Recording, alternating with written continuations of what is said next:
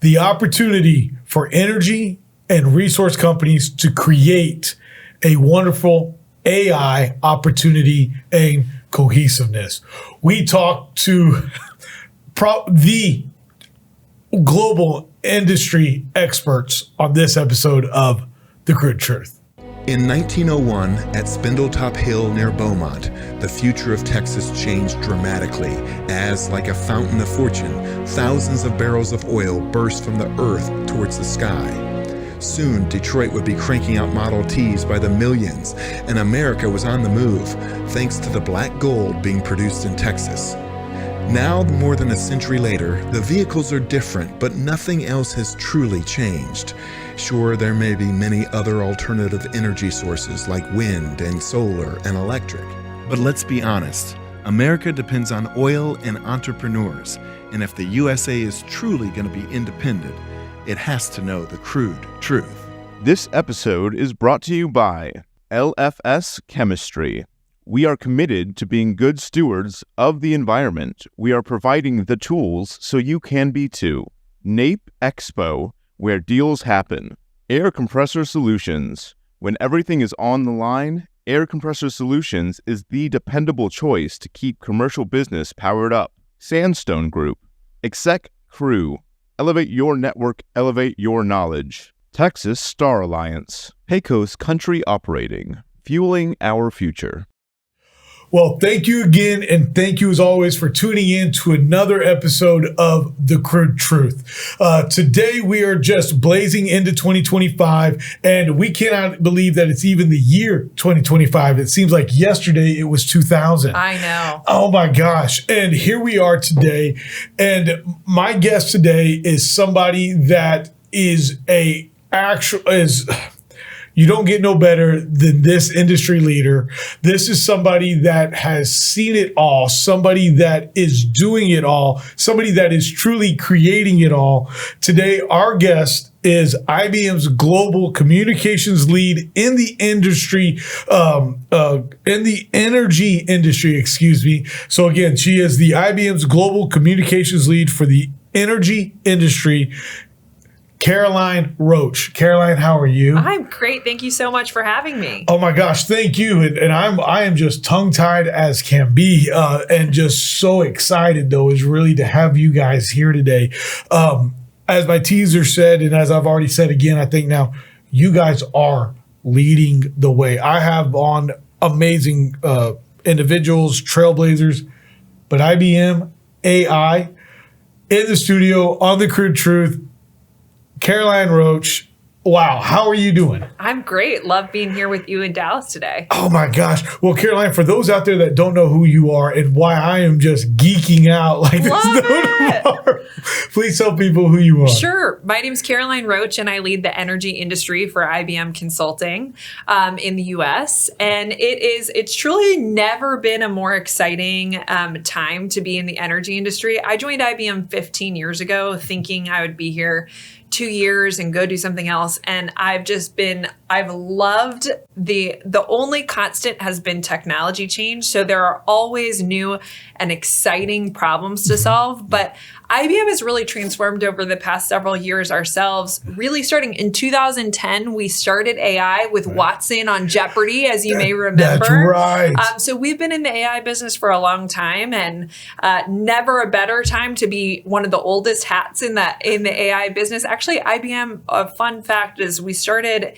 AI in the 1960s at an MIT conference. So we've really been in this business for a long time. And now AI is all you hear about. But I think that's really allowed us to have a very mature perspective and offering in terms of really driving business outcomes with AI. So really exciting time to be in this industry and in this role. Well, and with you being in this role, and you, who would have ever thought that even 2010 was a long time ago? 15 years. I know. And I completely forgot about Watson until right now. I remember those Watson commercials now.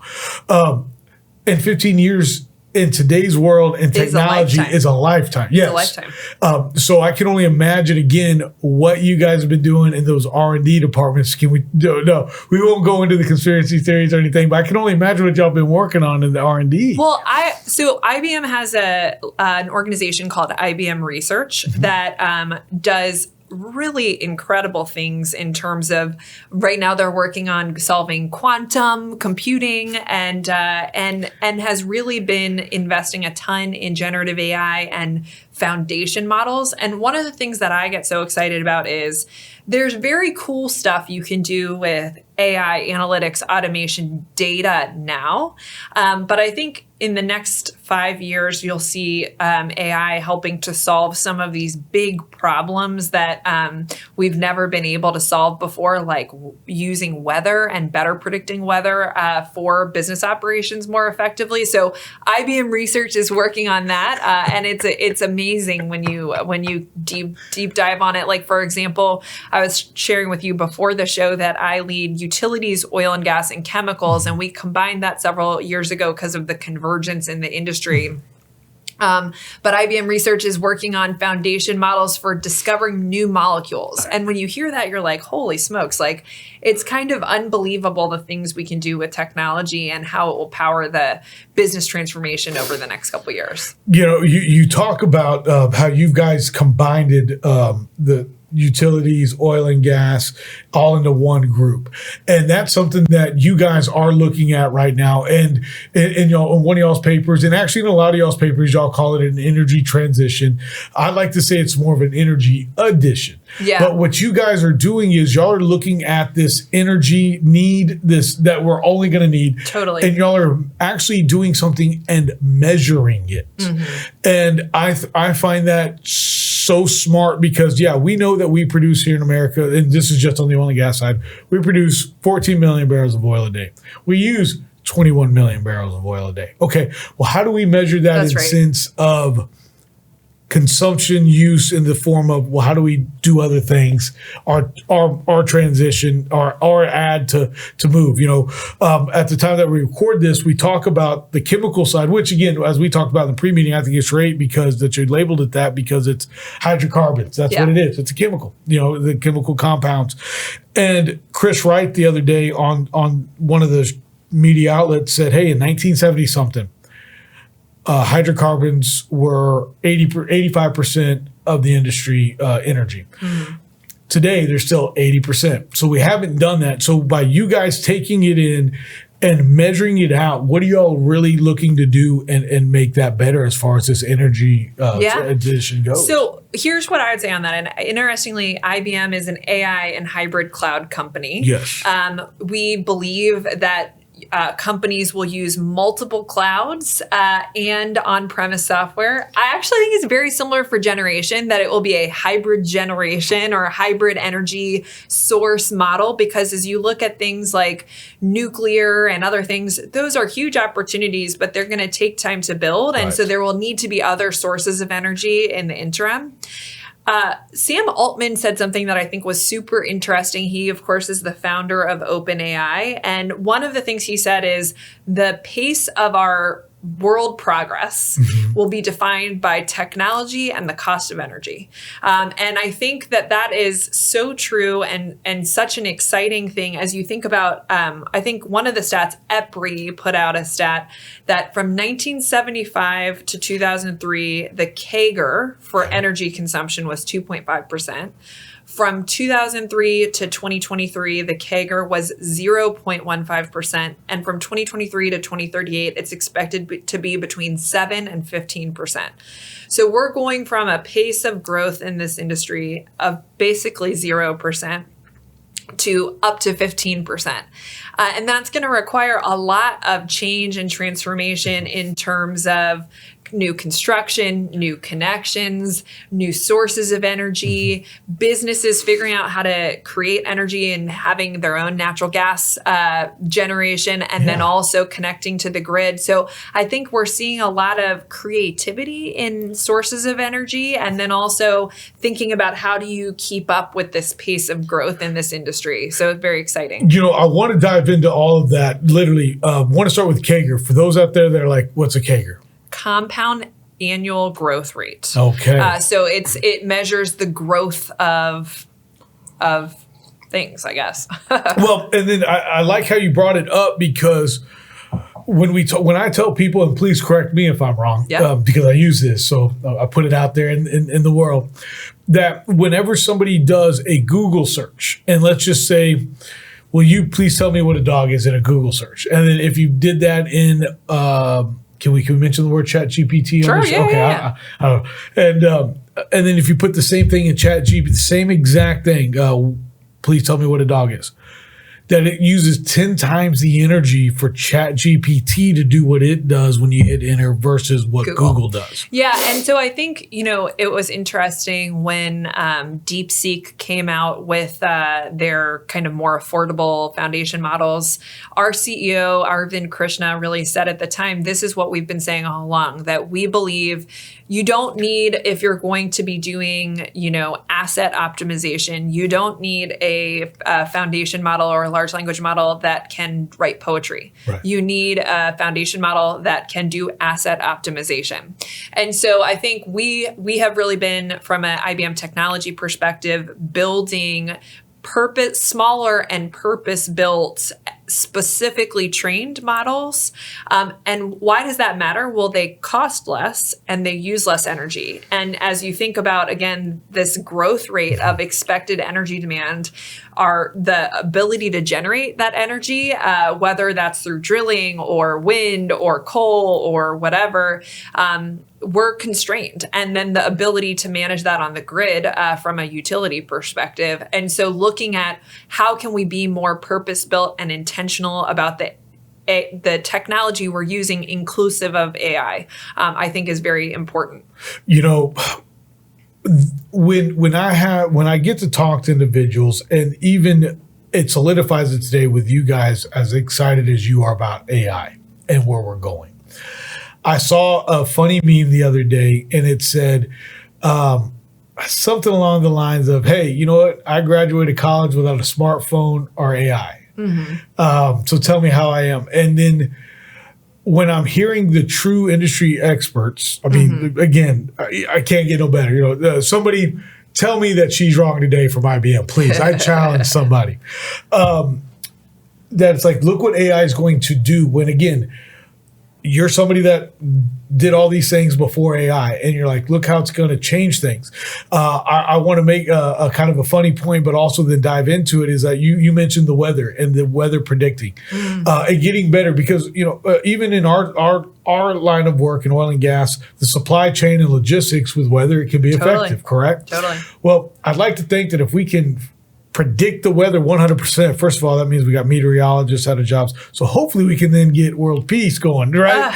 But that is just so huge in the sense that look what you're doing as far as getting more data and getting more efficient. Totally. Because you said it yourself that of the quote that gentleman said about, hey, and how cost effective energy is going to be in the future. Yeah. Well, and I think too, fundamentally, the meme about I graduated college without smartphones and AI. Well, I think it's not about that so much as you think about all the things that are total time sucks, that things you don't want to be doing. Who wants to call a call center and sit on hold for 30 minutes? Not me, right? And so you think about some of those things, and what would you do with those 30 minutes if you hadn't sat on hold, if you hadn't been constrained? Who has had an appointment at their home where they said the window is 8 to 6? And you're like, well, I have a job. What do you mean 8 to 6? So you think about some of those things, and you think about how can you be more efficient, more precise? How can you, not do admin stuff, but really spend your time thinking and growing and being more strategic from a relationship perspective. And so I think that that's really what's exciting. One of the examples that I was giving someone earlier was you think about drone technology and the ability to use drones to look at facilities and equipment and manage them. Right now we're constrained. I mean, even thinking about 10 years ago, using drones to fly out over a rig or look at a drill or manage a grid. that was like, art of the future. Right. And so now we have that, but now we're constrained by the ability for someone to look at the video footage and then take action. And so I think that there's a lot of opportunity to drive more automation in that, use AI to review the video footage, train the footage. But you mentioned, I think IBM fundamentally believes it won't be replacing humans, but augmenting humans in terms of making them better at how they do their jobs and being able to make better data-based decisions. Yeah, I was about to say, let's talk about that augmented humans there. Just for a brief sec for listeners out there like, well, no, they're going to put a chip in us. No, that is not what you mean. No, Just making it more efficient. Yeah, giving us better data to make better decisions, I think is really what it is. And here I am, we're making that joke, and I'm now working on my master's, as I told you. Yeah. And AI has been there. And like you said, you can do several things a lot more quickly just with what we have to the public. Right. And so talking about what we have with the public, I want to talk about something else that you mentioned, the grid. Mm-hmm. In our post-production meeting, when we were talking, I mentioned, hey, when President Trump says drill, baby, drill, which here in Texas, not worried about it. But really what he means is build, baby, build. And it's about the infrastructure. Totally. When people are like, well, we're going to switch over everything. And again, I know we're not trying to talk politics or anything like that. But people are like, oh, we're going to go to wind and solar tomorrow. And it's like, yeah, that's great. It's still going to take us 100 years to update and transform that infrastructure to handle only wind and solar if we flip the switch tomorrow. So I want to talk about the infrastructure with you because we know it's old. We got to get it updated. And how do you see AI helping out with this addition of the infrastructure? Totally. So I would say we're seeing companies focus on three things. One is the first and major area is really looking at how to have more resilient energy operations and more resilient companies. And so that's where we see manufacturing companies looking at having, there was a term on the utility side of the business for a while I never thought it would come to be, but prosumer, producers and consumers of energy. Prosumer. So you're looking at, there was the power outage at Heathrow. Yes. But really, I think you're seeing people being more who are totally dependent on energy for their business, whether that's manufacturing or hospitals or whatever, being producers of energy as well, right. And then consumers. And then you see people looking at, okay, from a resiliency perspective, it moves into operational excellence. So as we're producing and consuming energy, when do I want to produce based on the cost of energy? Yeah. And when do I want to consume from the grid? And so I think we're seeing a little bit investment in being able to both produce and consume to drive operational efficiency. And then you were talking about, again, I think it will be a multi-generation source approach. And so how do you have the technology to understand what do I use when and how do I do that in a cost-efficient way? And so I think all of those things are important because you said build, baby, build. And I think really the need that we all have is for a lot of investment in maturing our energy infrastructure. But how do you do that while also managing your current energy infrastructure? And so what you need to do is be more efficient operationally so you can dedicate resources to building and new growth and construction.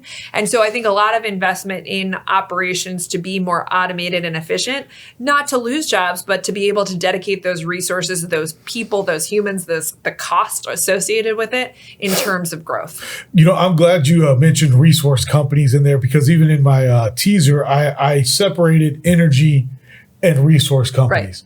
Right. And a lot of people really in the industry just think they're all one in general.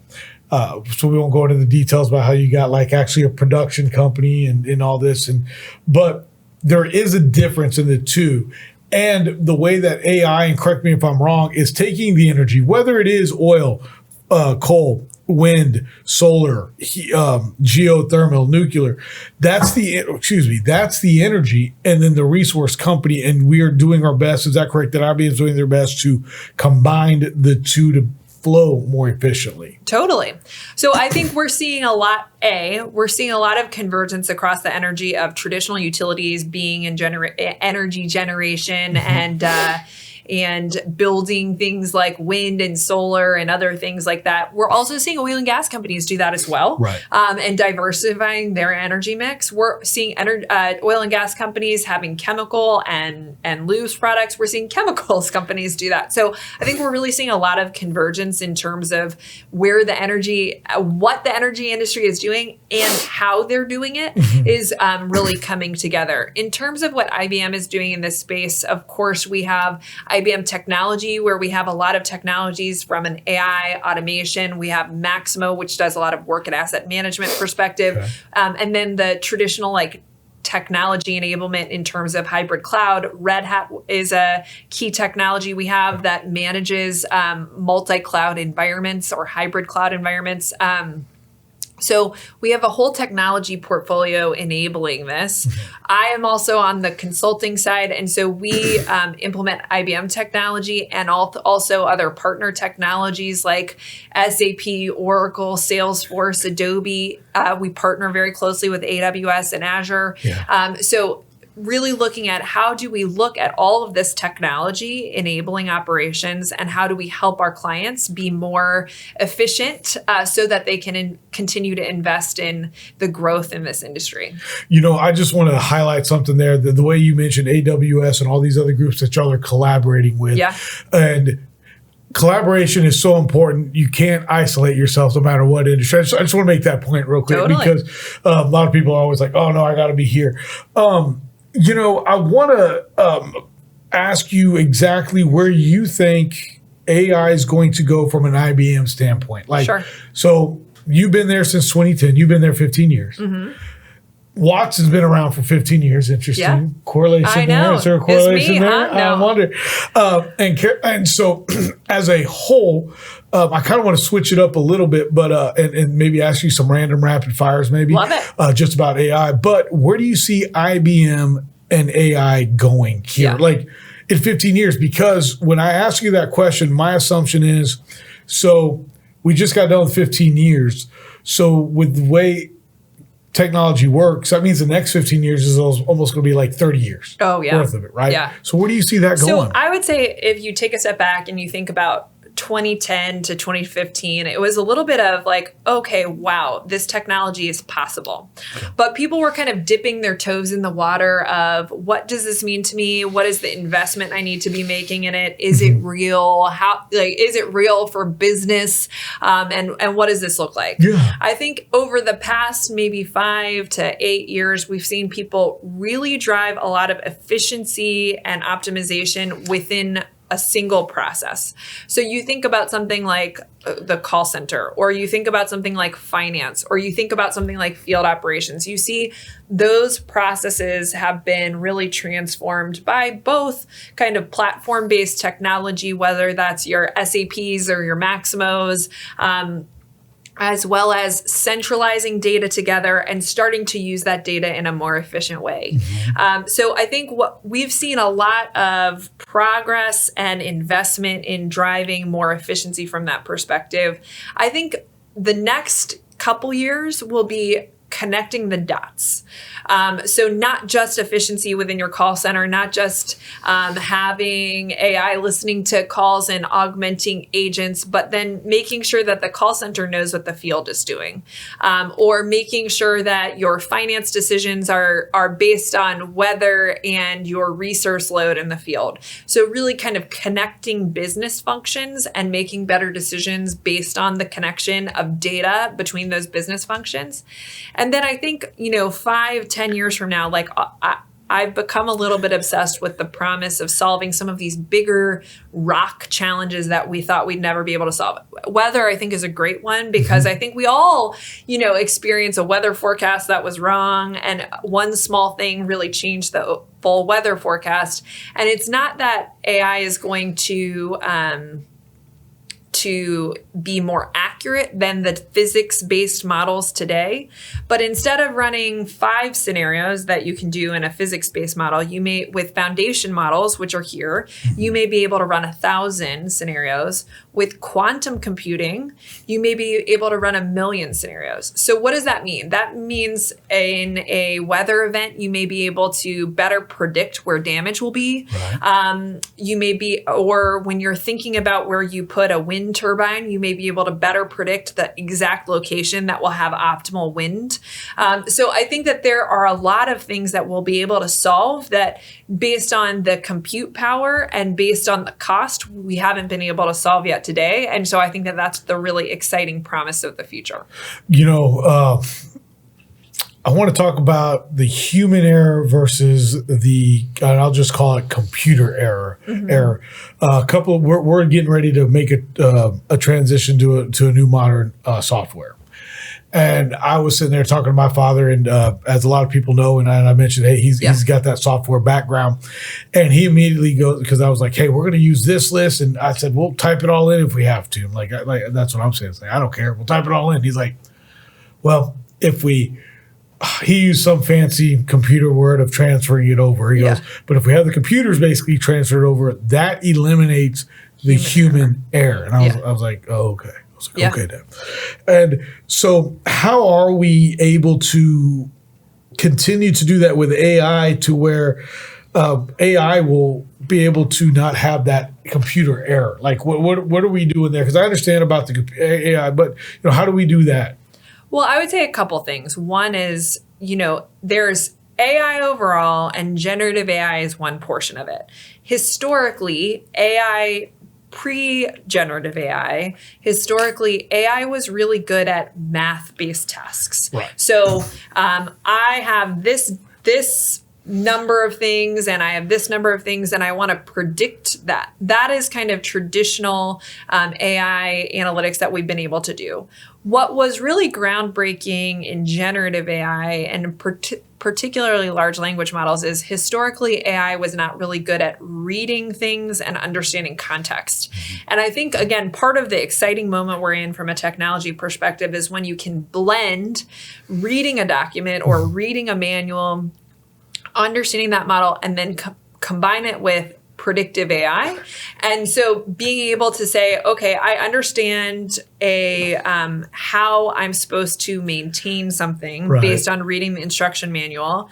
And I understand based on my models where I think that there's going to be damage. And so that I can say, okay, if I have person A, B, and C, who has the right skills for this based on where they are, and get the right technician to the right place at the right time. And I think we're at a moment where we can do that. Now, you were asking about human error. Yeah. I think a big part of that, obviously, there's the discussion around drift in the models because the models are learning themselves. And a big part of that is being able to structure the prompts. And so we talk about prompt engineering as a thing. And I think it's kind of going to be a new skill, just like using a smartphone was 15 years ago, in terms of how do you use this for business. And so I think prompt engineering and knowing what you're asking the AI to do is going to be a whole new skill that many people need to learn how to do.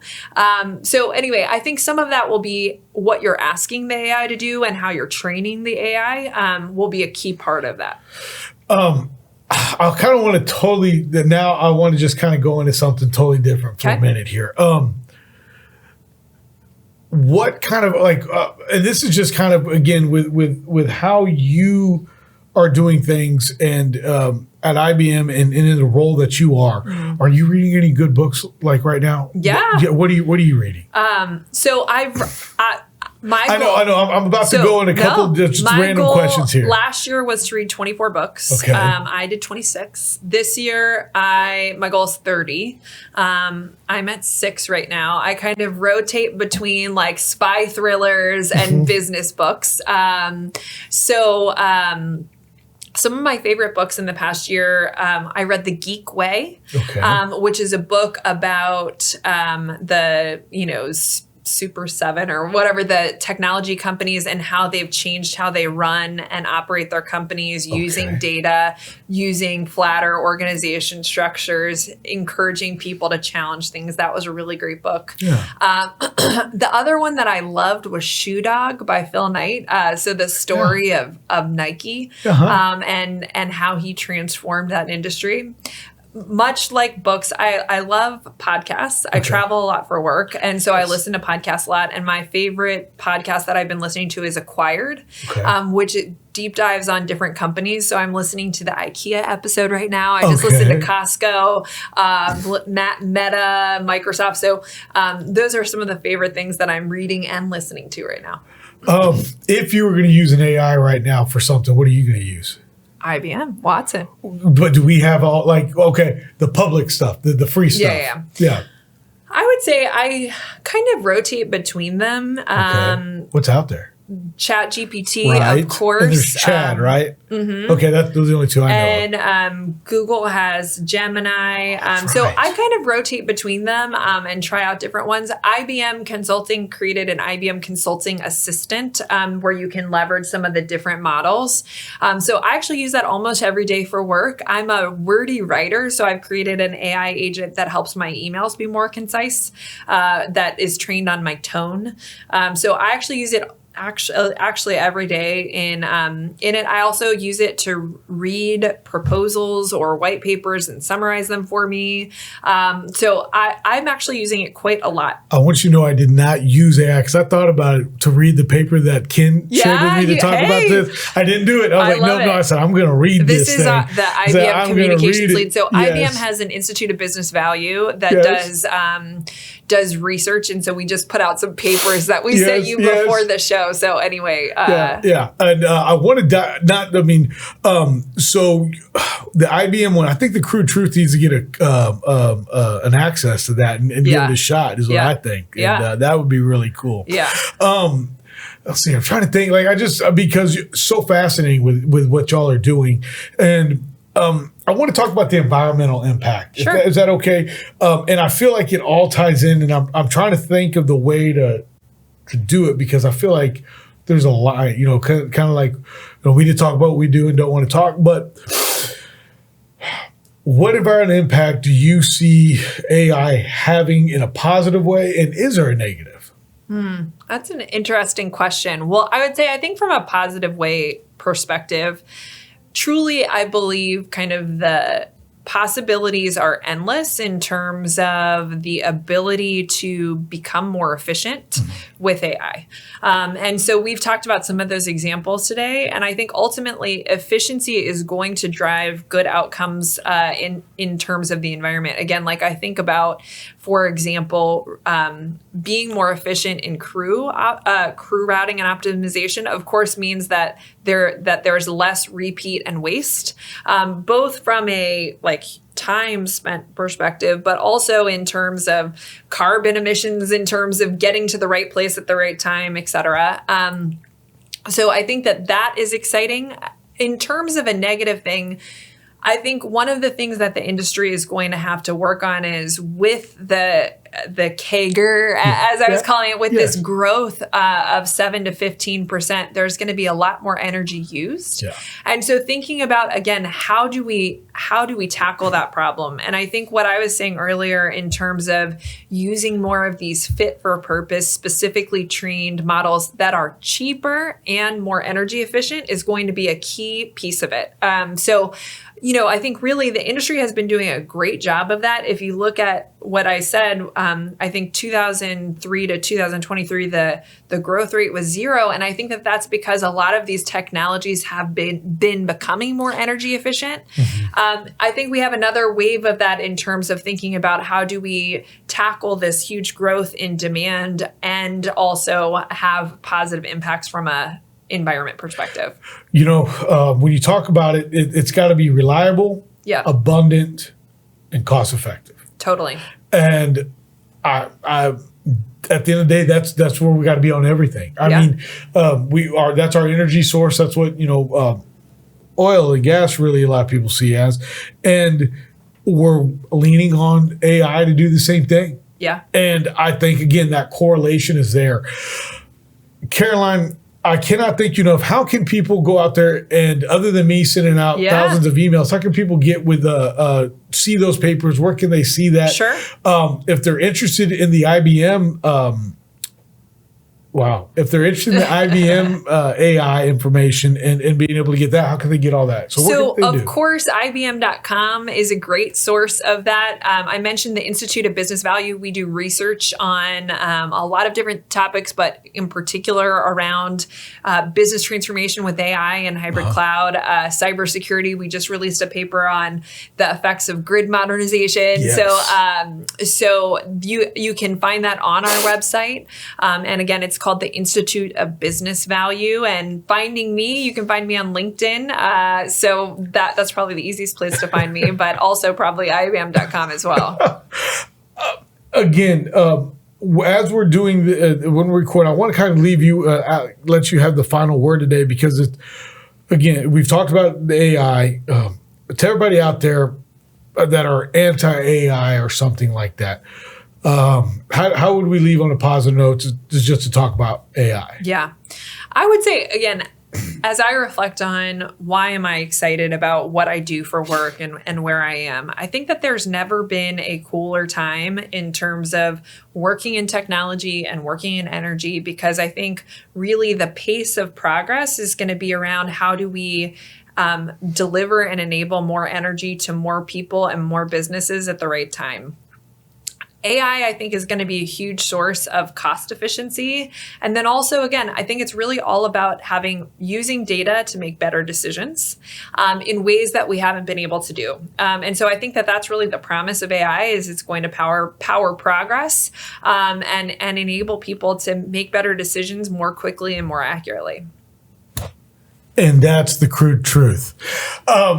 Caroline, I cannot thank you enough for this opportunity. Thank you to your team for even getting in contact with us. I want to have you all come on because even the grid modernization, that we got to talk about it. Yeah. I think and there's so much more that we could unpack, and I'd like to, maybe try to discuss that off air. But again, I just cannot thank you enough for this time. Everybody, it's coming. We need to learn how to work with it, keep it safe, right? Yeah. All those good things. So to everybody out there that's already using AI, if you have any AI questions, I tried to ask, what's the best public one to use. We've got great books, The Geek Note, The Geek Way. The Geek Way, and Shoe Dog. I'll be reading those books. And so to everybody out there, just thank you again for always tuning in, and we'll see you again on another episode of The Crude Truth. Again, The Crude Truth would like to thank today's sponsors: LFS Chemistry, NAPE Expo, Air Compressor Solutions, Sandstone Group, Exec Crew, Texas Star Alliance, Pecos Country Operating, and Real News Communication Network. The easiest way to start your own podcast and TV show?